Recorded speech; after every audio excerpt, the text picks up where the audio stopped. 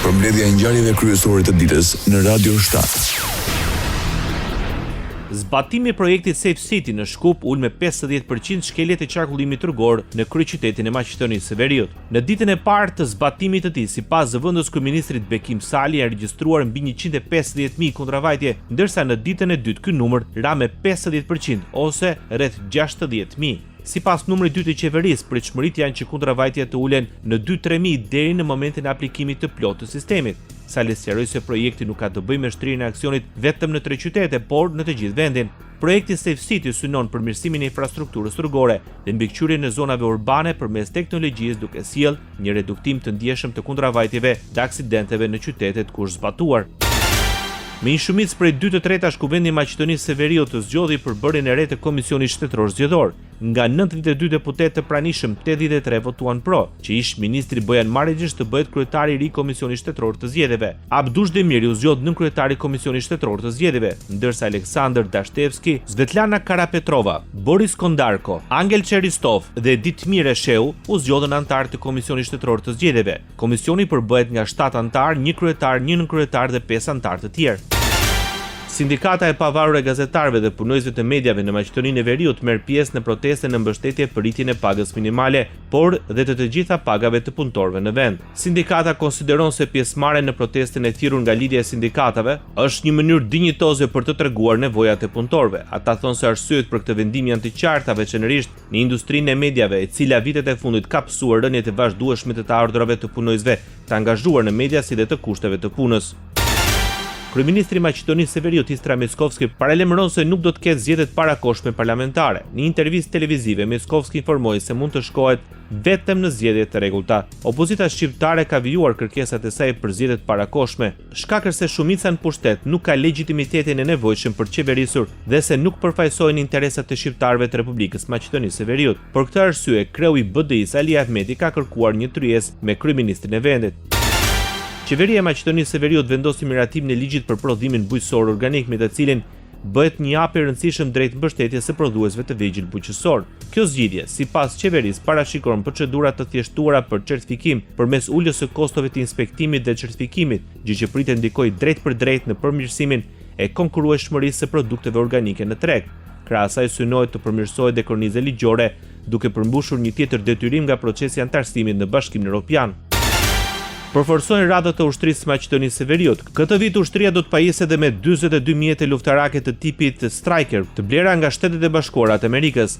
Në mbledhjen e Komisionit për Mbrojtje dhe Siguri u shqyrtua informacioni lidhur me nevojën për blerjen e 42 mjeteve të lehta të blinduara të tipit Striker të nënshkruara mes qeverisë së Maqedonisë së Veriut dhe SBA-s. 17 prej këtyre mjeteve kanë bërritur në një nga portet e Greqisë. Rajoni.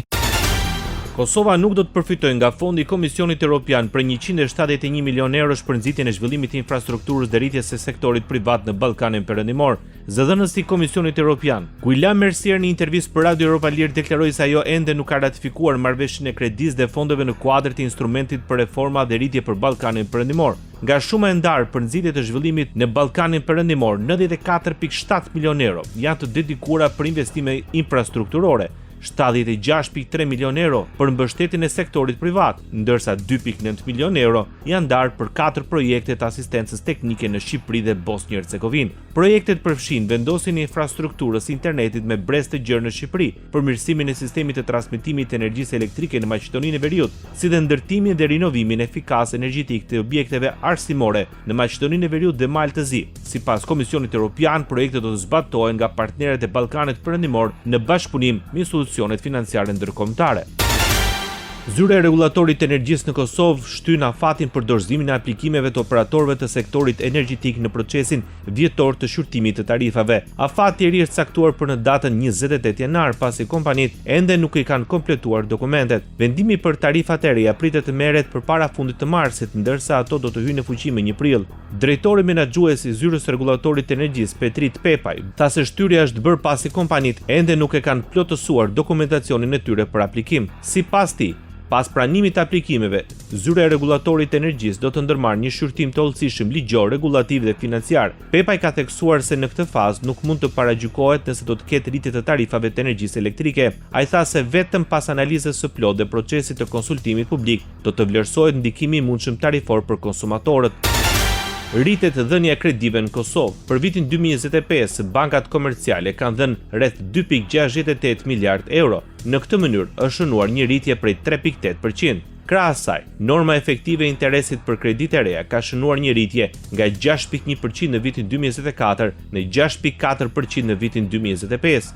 Të dhënat tregojnë se sektori bankar në Kosovë ka një rritje të qëndrueshme. Radio 7, zëri pozitiv i qytetit.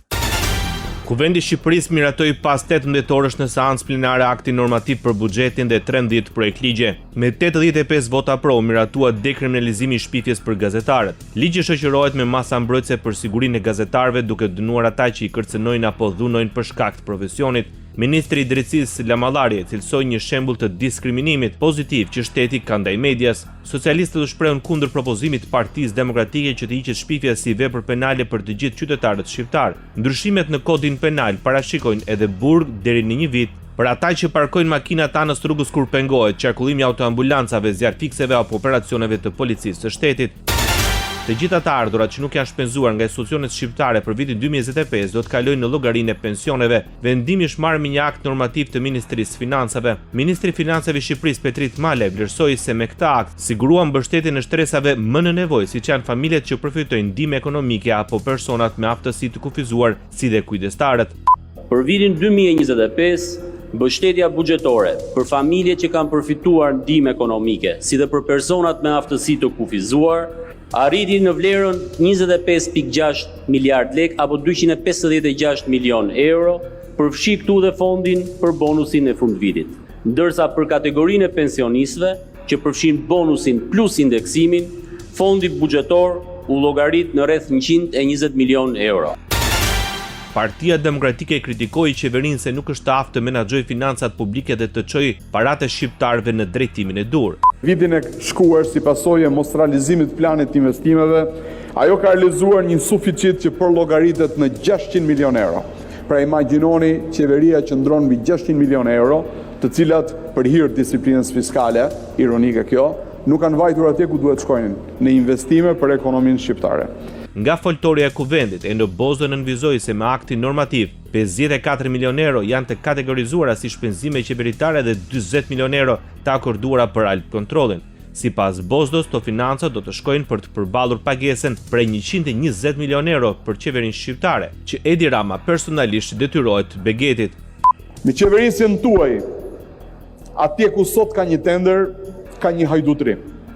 Ku ka një prokurim publik, ka një grabitës. Ku ka një ligj, ka një hapësirë të dakorduar me qeverinë për evazion fiskal. Ku ka një inspektoriat, ka një bandë gjobdhënëse e cila nuk ndalet derisa të marrë plaçkën e saj. Çdo qelizë shtetërore nuk është më vetëm e korruptuar, është e kriminalizuar. Këtë e kanë kuptuar mirë 1.1 milion shqiptarë të cilët ikën sepse nuk kanë këtu dhe nuk gjejnë më asnjë shpresë për të ardhmen. Plakja e shpejtë e popullsisë dhe emigrimit të rinjve në moshë pune është kthyer në sfidë serioze për ekonominë shqiptare. Shqetësimi është ngritur nga guvernatori i Bankës së Shqipërisë Genseiko. Në një takim me Bankën Europiane për Rindërtim dhe Zhvillim ai bëri thirrje për reformim të skemës pensioneve. Sipas tij ka tendencë të plakjes së shpejtë të popullsisë e kombinuar me largim të konsiderueshëm të rinjve dhe të popullsisë në moshë pune. Regjistrimi i popullsisë i vitit 2023 evidenton rreth 2.4 milion banor, afërsisht 1/3 më pak krahasuar me vitin 1990. Ndërkohë mosha mesatare ka arritur pothuajse në 43 vjeç. Emigracioni, dikur i konsideruar si faktor lehtësues për papunësinë dhe për varfërinë, po shfaqet gjithnjë më shumë si një sfidë strukturore. Sipas parashikimeve të Kombeve të Bashkuara, këto dinamika pritet të vazhdojnë dhe të intensifikohen në vitet e vijim, duke çuar në përmbysjen e piramidës demografike, ndërsa nga Banka Europiane për Rindërtim dhe Zhvillim theksojnë se ekonomia e Shqipërisë mund të ngadalësohet vetëm prej rënies së popullsisë dhe emigracionit. Sfida demografike po ushtron presion mbi ekonominë shqiptare. Agjencia Shtetërore e Kadastrës deklaron se largimi i shërbimit kadastral nga Vlora ka nisur 5 vite më parë. Sipas agjencisë, qytetarët nuk do të preken nga këto ndryshime pasi shërbimet ofrohen online, ndërsa dokumentacioni i nevojshëm për trajtimin e aplikimit, përveç ngarkimit në sistemin elektronik, dërgohet përmes postës shqiptare pranë drejtorisë vendore pavarësisht vendodhjes së saj për t'u administruar dhe bashkëlidhur me aplikimin e kryer në mënyrë të rregullt dhe të standardizuar. Agjencia vlerëson se digitalizimi dhe përdorimi i sistemeve të avancuara bën të mundur që një jurist mund të përpunojë të gjithë dokumentacionin pa qenë të pranishëm në territorin në të cilin ndodhet prona apo aplikuesi. Ministri i Pushtetit Vendor në Shqipëri kërkon nga opozita bashkëpunim për reformën territoriale. Ervin Demo theksoi se procesi duhet të jetë gjithëpërfshirës dhe transparent, teksa kërkoi nga aktorët të jenë proaktiv.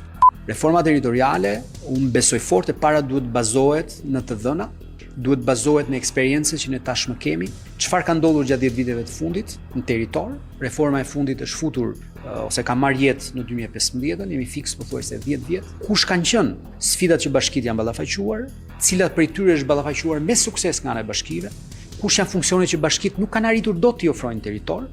Aty patjetër duhet analizuar, nuk kanë arritur t'i përthithin këto funksione për shkak se kanë pas mungesë kapacitetesh, qoftë dhe financiare, apo problematika të tjera. Demos sqaroi se ndryshimet në reformën territoriale do të pasojnë dhe me ndryshime në kodin zgjedhor. Vetvetiu ndryshimi i qarqeve si rrjedhoi sjell le të themi vetvetiu ndryshime të tjera në sisteme që kanë sensitivitet shumë të lartë, siç mund të jetë dhe kodi zgjedhor. Por patjetër që 12 qarqet që ne kemi sot janë krijuar në një kontekst tjetër dhe patjetër që ka shumë vend për diskutuar edhe për sa i përket qarqeve. Por unë nuk do doja të kaloja më përpara se ç'duhet të eci komision. Bota. Moska i vlerëson si pozitive fillimin e bisedimeve të paqes të ndërmjetësuara nga Shtetet e Bashkuara të Amerikës midis Rusisë dhe Ukrainës në Abu Dhabi. Zëdhënësi i Kremlinit, Dmitri Peskov, në një konferencë për shtyp në Moskë, tha se vetë fakti që ekspertët kanë filluar të diskutojnë çështje komplekse që lidhen me një zgjidhje ukrainase është një përparim. Padyshim, puna është duke vazhduar. Është mirë që fillojmë në formën e kontakteve të drejtë për drejta. Këto janë negociata shumë komplekse që filluan në nivel ekspertësh. Siç e dini, janë arritur marrëveshje për vazhdimin e tyre dhe puna do të vazhdojë, tha Peskov. Sipas tij, rezultati i negociatave do të varet nga sa bashkëpunues janë pjesëmarrësit.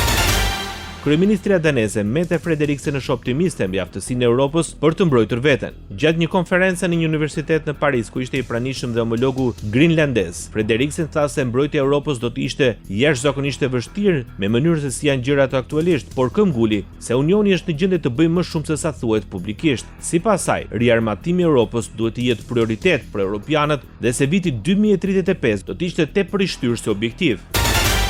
Thuja e fuqishme e dimrit që mbërtheu pjesën qendrore dhe lindore të SBA-s shkaktoi të paktën 38 viktima në 14 shtete të Amerikës. Ndërkohë ngricat, temperaturat ekstreme dhe ndërprerjet e energjisë kanë paralizuar jetën e përditshme të miliona amerikanëve. Studia nisi të premten 23 janarit. Deri të martën mbi 550.000 shtëpi dhe biznese ishin ende pa energji elektrike, ndërsa rreth 200 milionë amerikanë ndodheshin në gatishmëri, ndërsa temperaturat e ulta pritet të zgjasin të paktën deri më një shkurt. Meteorologët paralajmërojnë se një studi tjetër dimërore mund të godasë bregun lindor këtë fundjavë. Autoritetet federale dhe lokale u bëjnë thirrje qytetarëve të shmangen udhëtimet e panevojshme, të kërkojnë strehim dhe të kujdesen për personat më të rrezikuar nga i ftohti ekstrem. Presidenti i SBA-s Donald Trump kërkon nga Teherani të negociojë pasi një armatë masive po shkon drejt Iranit. Washingtoni ka zhvendosur në rajon anije luftarake Abraham Lincoln dhe disa shkatrues me raketa të telekomanduara të cilet mund të përdoren për të nisur sulme nga deti. Mbetet e paqartë se çfarë do të vendosë Trump në lidhje me përdorimin e forcës, megjithëse ai përcaktoi 2 vjet të kuqe, vrasjen e protestuesve paqësorë dhe ekzekutimin e mundshëm masiv të dënuarve. Vala e protestave në Iran, e cila shpërtheu më 28 dhjetor për shkak të rënies së monedhës rial dhe rritjes së kostos së jetesës, shkaktoi nga 6.000 deri në 30.000 të vrarë. Ndoqët lajmet shkurt në Radio 7, zëri pozitiv i qytetit.